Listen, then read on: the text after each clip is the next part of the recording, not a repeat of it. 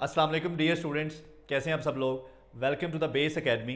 बच्चों, मैं हूं आपका फिजिक्स इंस्ट्रक्टर अदील अख्तर और आज के इस लेक्चर में हम देखेंगे अनाइहिलेशन ऑफ मैटर।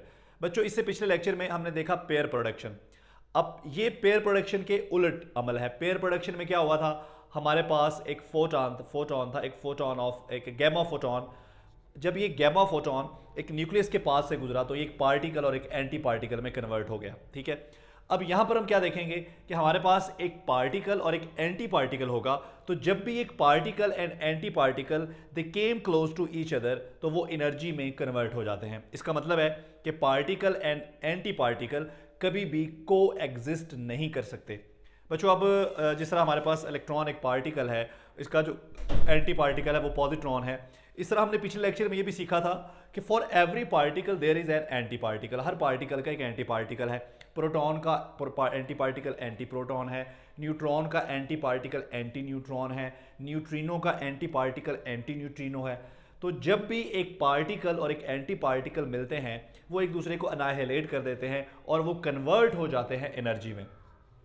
ठीक है, इसका मतलब है कि कभी भी एक पार्टिकल और एंटी पार्टिकल को एग्जिस्ट एक साथ इकट्ठे नहीं रह सकते। तो बच्चों, जितना भी मैटर है उस सब का हमारे पास एंटी मैटर भी है। तो हम स्टार्ट करते हैं अनाइहिलेशन ऑफ मैटर की डेफिनेशन से।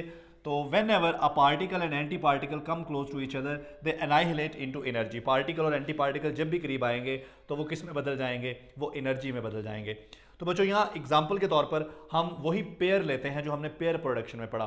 तो पेयर प्रोडक्शन में एक फोटोन से हमें मिला था एक पेयर ऑफ पार्टिकल, जिसमें हमारे पास एक इलेक्ट्रॉन था पार्टिकल और उसका एंटी पार्टिकल था पॉजिट्रॉन।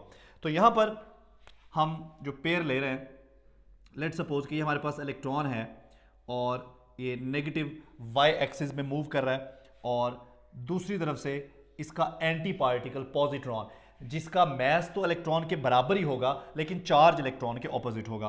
तो बच्चों, ये आ रहा है पॉजिटिव वाई एक्सिस में हमारे पास एंटी इलेक्ट्रॉन, इसको हम पॉजिट्रॉन भी बोलते हैं या इसको हम पॉजिटिव इलेक्ट्रॉन भी बोलते हैं। तो बच्चों, जब ये करीब आएंगे तो क्या होगा, ये एनाइहिलेट कर जाएंगे और ये कन्वर्ट हो जाएंगे एनर्जी में। तो यहाँ से हमें क्या मिलेगा, यहाँ से हमें मिलेंगे दो फोटोन। अब सवाल यह है कि यहाँ पर एक फोटोन हमें क्यों नहीं मिला। ठीक है, हमें दो फोटोन ही क्यों मिले हैं, तो इसको ज़रा हम डिटेल से डिस्कस करते हैं। तो सबसे पहले ज़रा हम यहाँ पर कॉन्जर्वेशन ऑफ चार्ज को देख लेते हैं। बच्चों देखें, इस रिएक्शन में स्टार्ट में हमारे पास क्या था, एक इलेक्ट्रॉन था और एक पॉजिट्रॉन था। तो हमारे पास इलेक्ट्रॉन के लिए हमारी जो पार्टिकल फिजिक्स है उसमें हम इलेक्ट्रॉन को जो चार्ज असाइन करते हैं वो क्या है, -1, और पॉजिट्रॉन को जो चार्ज असाइन करते हैं वो क्या है, +1। तो बच्चों, नेट चार्ज हमारे पास क्या हो गया, -1 + 1 0। अच्छा, अब इसके बाद हमारे पास दो फोटोन प्रोड्यूस हुए। आपको पता है कि फोटोन जो है ये क्वांटा ऑफ लाइट है, एनर्जी पैकेट है, इस पर कोई चार्ज नहीं होता। तो बच्चों, जब ये एनर्जी में कन्वर्ट हो गया है हमारा पेयर, जब एनाइहिलेशन हो गई है तो आप देखें दो फोटोन मिले हैं आपको।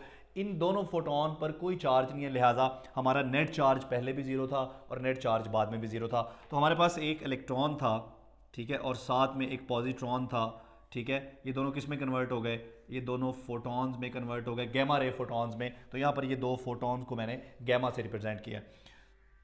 अब देखिए, इक्वेशन के इस तरफ हमारे पास नेट चार्ज क्या है, 0 है, और इक्वेशन के इस तरफ भी हमारे पास नेट चार्ज 0 है। तो इसका मतलब है कि चार्ज यहाँ पर कंजर्व है और उसको कंजर्व करना ही चाहिए। ठीक है, ऐसा कोई हमारे पास प्रोसेस नहीं होता जहाँ पर चार्ज कंजर्व ना हो, या ऐसा कोई रिएक्शन नहीं होता जहाँ पर चार्ज कंजर्व ना हो।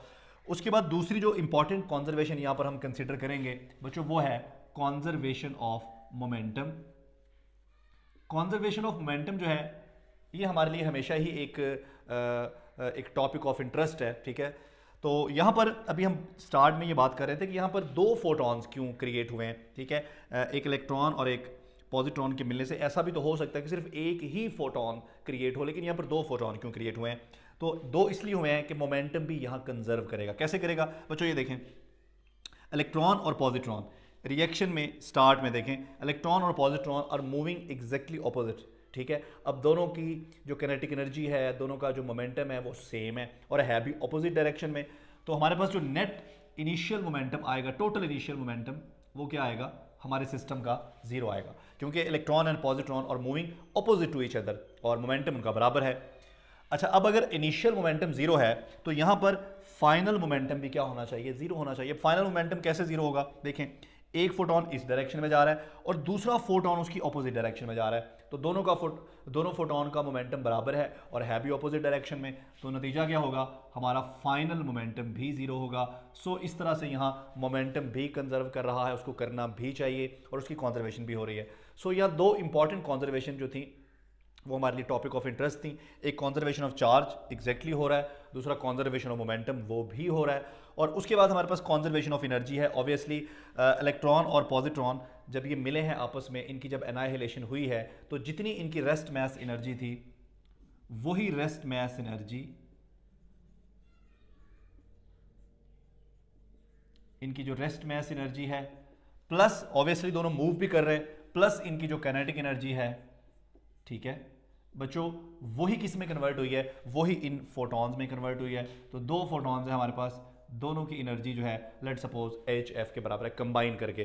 तो टोटल जो एनर्जी थी हमारे पास शुरू में वो रेस्ट मैस एनर्जी थी इलेक्ट्रॉन की, पॉजिट्रॉन की, साथ में उन दोनों की काइनेटिक एनर्जी थी। तो टोटल जो एनर्जी थी वही टोटल एनर्जी अब एक और फॉर्म ऑफ एनर्जी में कन्वर्ट हो गई है। तो rest mass of energy of electron and positron और kinetic energy of electron and positron convert किस में हो गई है, फोटॉन्स में। तो एनर्जी की ही एक हमारे पास जो टाइप है वो दूसरी टाइप में कन्वर्ट हो गई है, ठीक है।